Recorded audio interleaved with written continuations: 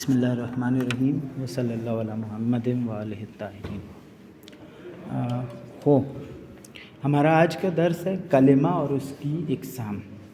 کلمہ basically word, WRD والا، دنیا والا نہیں، لفظ والا ورڈ، اس کو بولتے ہیں کلمہ۔ تو کلمہ اور اس کی اقسام۔ کلمہ ورڈ کو بھی بولتے ہیں، لفظ کو بھی بولتے ہیں۔ اس کی خاص تعریف ہے اور وہ یہ ہے کہ کلمہ اس بامعنی لفظ کو کہتے ہیں جس کو بولنے سے سامنے والے کے ذہن میں ایک مفہوم اور معنی آ جائے۔ مطلب آپ نے کوئی بھی لفظ بولا، سننے والے کو اگر اس سے ایک مفہوم سمجھ آ رہا ہے، ایک معنی رکھتا ہے اور سامنے والا سمجھ بھی رہا ہے اس معنی کو، تو وہ لفظ کلمہ کہلائے گا۔ ٹھیک ہے؟ مثلاً میں آپ کو مثال دیتا ہوں کہ میں نے آپ سے کہا کتاب یا الکتاب۔ الکتاب سننے سے آپ کے ذہن میں ایک معنی آیا، تو یہ الکتاب کیا ہے؟ یہ کلمہ ہے۔ یا میں نے آپ سے کہا کہ ذہبہ۔ ذہبہ سن کر اگر آپ کو اس کا معنی سمجھ آ رہا ہے اور اس کے اندر ایک معنی ہے، مطلب اگر آپ کو سمجھ نہیں بھی آ رہا لینگویج بیریئر کی وجہ سے، لیکن معنی ہے، اور مطلب جس کا لینگویج بیریئر نہیں ہے اس کو سمجھ آئے گا، تو یہ ایک کلمہ ہے۔ لیکن اگر میں آپ سے کہتا ہوں کہ مثلاً جس طرح بچے روتے ہیں نا، بچہ رو رہا ہے، ٹھیک ہے، چھوٹا سا، اب اس کے وہ مسلسل رو رہا ہے، مختلف آوازیں نکال رہا ہے، زبان آوازوں کا نام ہے بیسیکلی، ٹھیک ہے، تو وہ آوازیں تو نکال رہا ہے، لیکن ان آوازوں کا کوئی معنی نہیں ہے۔ یا اگر میں ایک اور مثال دوں آپ کو کہ ایک جگہ کہیں پر ہم موجود ہیں اور ہم آپس میں بات کر رہے ہیں، میں بولتا ہوں الف، خورنغمہ نے بولا سے، فاطمہ نے بولا جیم، قاسم نے بولا دال۔ یہ ہم نے لفظ تو بولے لیکن نہ ان کے اپنے اندر کوئی مفہوم ہے، نہ ہمیں کوئی مفہوم سمجھ آ رہا ہے۔ صحیح ہے؟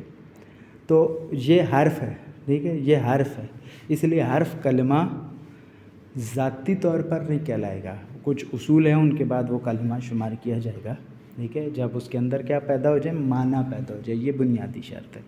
تو کلمہ وہ لفظ ہے جس کے اندر معنی ہو۔ اس کی 3 اقسام ہیں، اسم، فعل اور حرف۔ یہ 3 اقسام ہیں اس کی۔ اسم وہ کلمہ ہے جو اپنے معنی بتانے میں دوسرے کلمے کا محتاج نہ ہو، یعنی انڈیپینڈنٹ ہو۔ تو اس نے اپنا معنی سمجھانا ہے تو اسے ضرورت نہ پڑے کہ ساتھ اس کو کسی اور لفظ کے ساتھ ہم کمپاؤنڈ ورڈ بنائیں گے تو وہ معنی سمجھ آئے گا، نہیں، وہ خود سنگولر ورڈ بھی ایک معنی دیتا ہے، اسے ہم کہتے ہیں اسم۔ صحیح ہے؟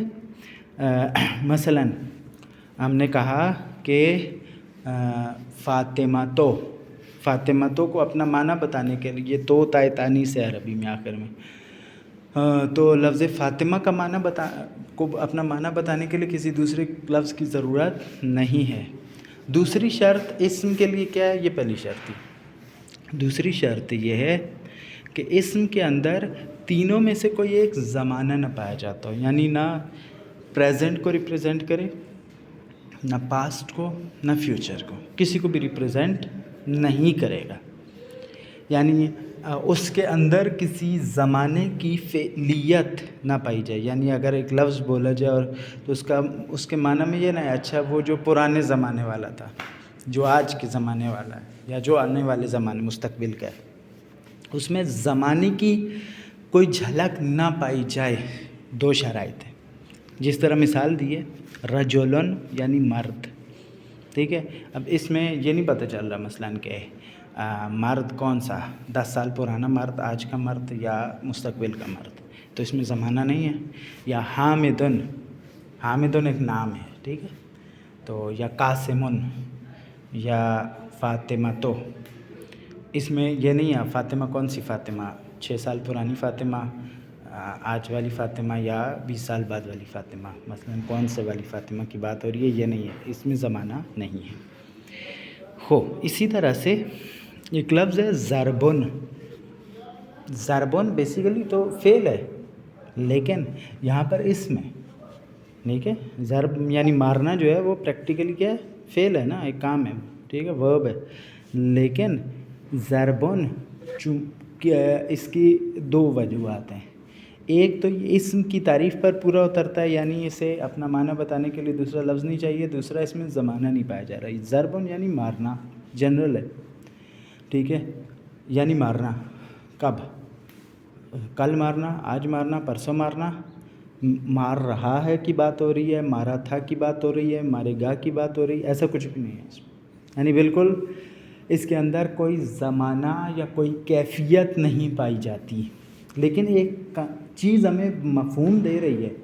مطلب ہمیں پتہ چلا ہے ضربن یعنی مارنا، ٹو بیٹ. صحیح ہے، یہ جو ہے نا، اس لیے یہ اسم کہلایا. اس کے بعد طیبن یعنی پاکیزہ، یا انہوں نے معنی کیا اچھا. ٹھیک ہے، اب طیبن میں اچھائی کا پتہ چل رہا ہے لیکن کوئی زمانہ نہیں ہے. ٹھیک ہے، یا ہوا وہ. اب وہ کون سے والا؟ وہ 10 سال پرانے والا وہ، ابھی سامنے والا وہ، یا آنے والے کی ہم بات کر رہے ہیں کہ مثلاً وہ بات میں جو ہے کوئی نہیں ہے اس میں. لیکن وہ جو ہے اس سے ایک مفہوم ہمیں ملتا ہے، آنا میں. لیکن میں کون سے والا؟ ٹھیک ہے، پرانا، آج کا یا مستقبل کا نہیں، ایسی کوئی بات نہیں ہے. تو یہ سارے کے سارے اسم ہیں. ٹھیک ہے، اس کے بعد ہمارے پاس فعل.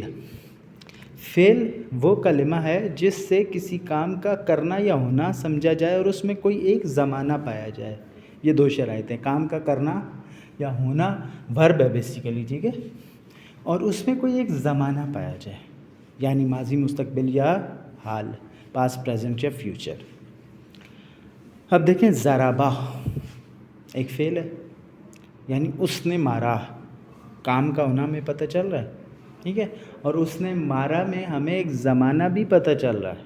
ٹھیک ہے، ضربہ میں ہمیں یہ پتہ چل گیا کہ اس نے مارا، یعنی ابھی ماضی ہے، چاہے 2 سیکنڈ پہلے کی بات ہے لیکن وہ ماضی بن چکا ہے، ابھی نہیں مار رہا. ٹھیک ہے، کنٹینیو نہیں ہے یہ.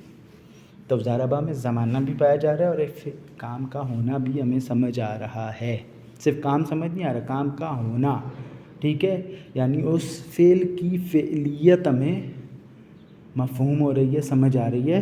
اس لیے ضربہ کیا ہے؟ فعل. یا اس کی ایک اور آسان مثال دوں، کیونکہ وہ علماء اور مدارس پر بہرحال ایک ایلیگیشن بھی ہے کہ یہ اپنی تعلیم کی ابتدائی ضربہ ضربو سے کرتے ہیں، یعنی اس نے مارا، اس نے مارا، انہوں نے مارا، انہوں نے مارا، اس کو مارا.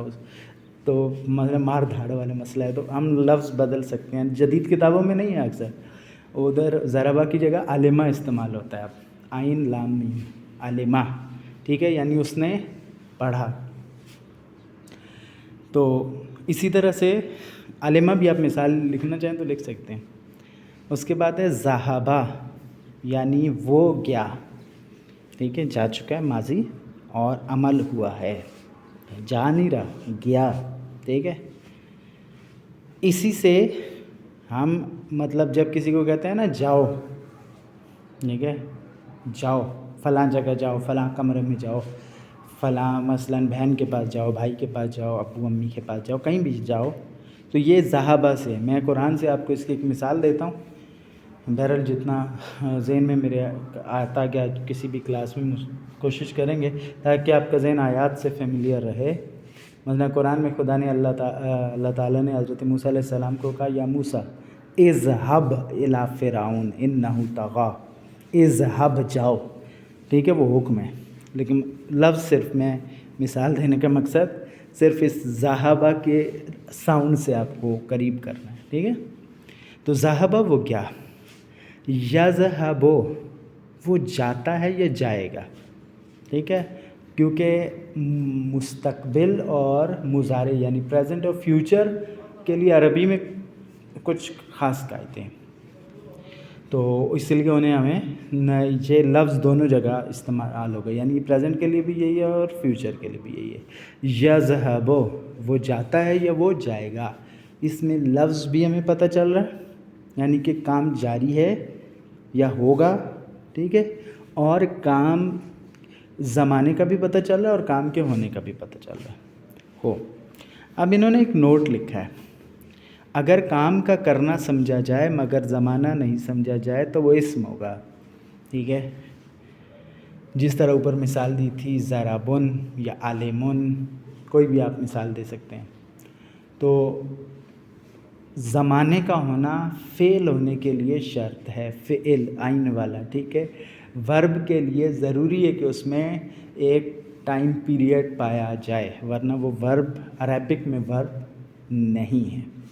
صحیح. اس کے بعد ہماری آج کے اس درس کا آخری ہے، باقی انشاءاللہ ہم کل پر کریں گے تاکہ آپ لوگ اس کو صحیح سے مطلب پریکٹس کریں. یہاں میں ایک بات اور عرض کر دوں کہ دیکھیں، علم کو نا سیکھنے کے لیے خصوصاً زبانوں کو اور بالاخص عربی کو، ٹھیک ہے، آپ کو اس کو چبانا پڑے گا.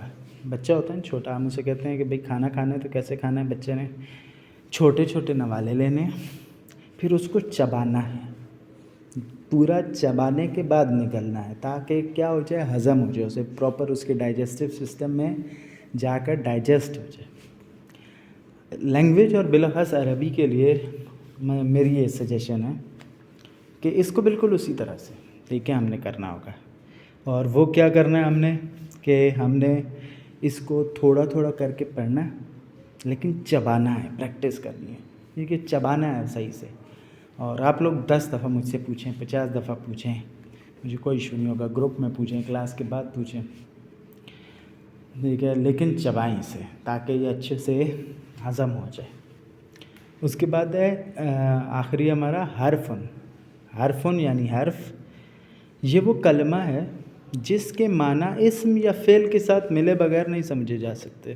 یعنی اس کو ضرورت ہے، یہ تھوڑا سا ڈیپینڈنٹ، انڈیپینڈنٹ نہیں ہے، یہ ڈیپینڈنٹ ہے. اور اس کے سے کیا ہوگا، اسم یا فعل کے ساتھ ملے بغیر نہیں سمجھا جا سکتا اس کو، ٹھیک ہے. وہ حرف مثلاً من، سے ٹھیک ہے، فرام جسے انگلش میں ہم کہتے ہیں. اب فرام کا اپنا کوئی معنی انگریزی میں بھی نہیں ہے، اردو میں بھی سے کا کوئی معنی نہیں ہے، عربی میں بھی من کا نہیں ہے، ٹھیک ہے. فارسی میں بھی از، الف زے، از ریزے والا از کا کوئی معنی مطلب اپنا معنی نہیں ہے، وہ ہمیں بتانا ہوگا. مثلاً میں آپ کو مثال دیتا ہوں کہ میں نے کہا کہ فاطمہ، اردو میں اگر میں نے کہا کہ فاطمہ آپ میمن گوٹ سے نمائش تک جائیں، یا آپ میمن گوٹ سے نمائش تک گئیں، یا فاطمہ میمن گوٹ سے نمائش تک گئی، مثال کے طور پر، ٹھیک ہے. تو اب یہ سے جو ہے نا، یہ کسی کے ساتھ ملے گا تو ہوگا. یا جیسے عربی میں ہم مثال دیتے ہیں، سر تو من البصرہ الی الکوفہ، ٹھیک ہے، میں گیا بصرہ سے من البصرہ، ٹھیک ہے. اب اس کا معنی ہے، جیسی بصرہ اسم آیا تو پتہ چلا کہ یہ وہ معنی رکھتا ہے، ٹھیک ہے. اس کے بعد الا ہے، پھر فی، پھر الا، صحیح ہے. اور مثال دی انہوں نے، ذہب زید الی المسجد، زید گیا مسجد تک. تو اب اس میں سے جو ہے وہ اس کا معنی جو ہے وہ کہاں سے آیا، وہ آیا ہمارے پاس اس سے، ذہب زید الی مسجد، الی کا تک کا جو معنی لیا گیا اس جملے میں وہ کیسے بنا، جب زید اور مسجد کے ساتھ ہی آیا. یہاں تک میں کلاس اینڈ کرتا ہوں. انشاءاللہ آپ کے سوالات